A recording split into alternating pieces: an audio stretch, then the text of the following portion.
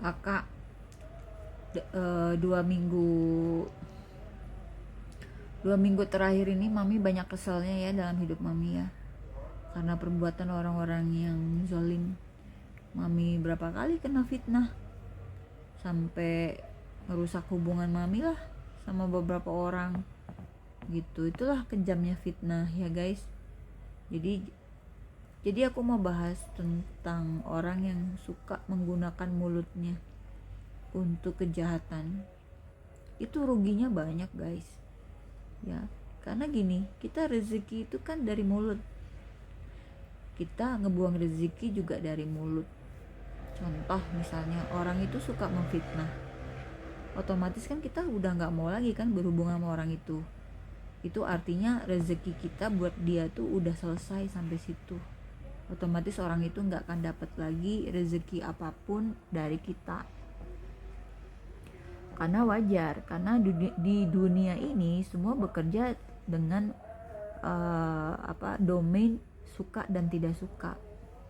Ya, kalau kita udah nggak suka sama orang kan, gimana kita mau baik-baik ke dia kan? Itu wajar aja gitu loh, karena kita kan bukan malaikat juga kan.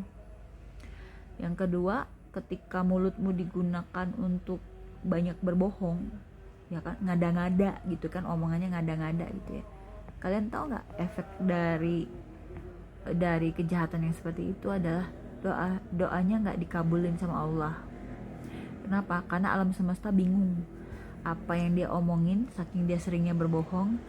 Ketika dia berdoa pun dikira berbohong, jadi doanya nggak manjur guys.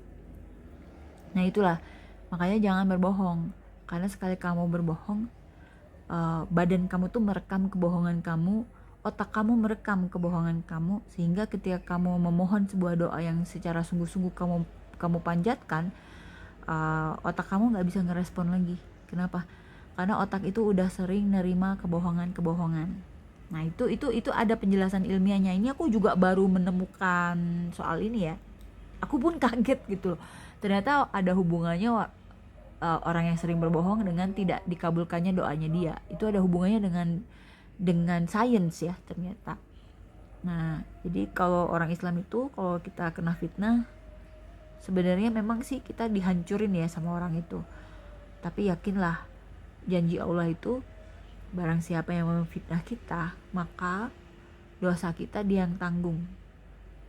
Nah, kalau dosa kita udah habis ditanggung sama dia, masih juga banyak dosanya dia, maka pahalanya dia diserahkan ke kita. Gak ada ruginya guys, cuma ya menderita aja di dunia. Misalnya dicap anak durhaka padahal orang tuanya yang durhaka, dicap tidak bisa hamil padahal suaminya yang mandul gitu, dicap pelakor padahal laki orang yang demen gitu kan ya, hal-hal seperti itu. Atau misalnya dicap ini dicap itu ya, dari hal kecil sampai hal besar itu banyak orang yang suka memfitnah karena dia punya kepentingan di situ ya. Tapi rugi banget deh orang-orang kayak gitu, karena berarti doa-doa dia tidak ada yang dikabulkan karena kebingungan gitu loh, ini beneran mohon ini atau enggak ya.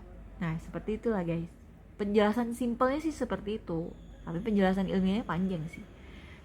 Jadi tubuh kita ini merekam apa yang kita omongin, apa yang kita pikirin, apa yang kita ucapkan dalam hati, itu kerekam, bahkan tercermin dari raut wajah.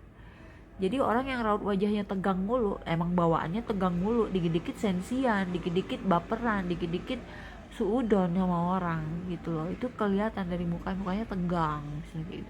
Tapi kalau orang yang hatinya bersih, mukanya juga kayak yang bersih aja gitu, auranya enak gitu. Terpancarnya tuh bercahaya mukanya gitu kan. Ada orang yang kalau kita lihat dia walaupun dia nggak cantik, tapi kita tuh demen gitu lihat orang itu di area aura ya, kita ngomongin aura seperti itu. Jadi perbaikilah dulu mulut kita supaya apa yang kita panjatkan dalam doa kita dianggap serius gitu, dianggap beneran bukan bohongan. Karena terbiasa berbohong, jadi doa-doanya nggak ada yang dikabulin. Kenapa? Karena doa itu membingungkan gitu loh, ini beneran apa bohongan. Nah kayak gitulah kurang lebih ya. Coba Google search aja deh soal yang kayak ginian, ada kok pembahasannya. Aku juga baru nemu hal-hal kayak gini, makanya aku mau share ke kalian, ke teman-teman semua. Jangan suka apa, jangan suka batil gitu mulutnya, jangan suka jahat mulutnya. Jangan suka gampang ngada-ngada gitu, bahaya ya itu buat diri sendiri.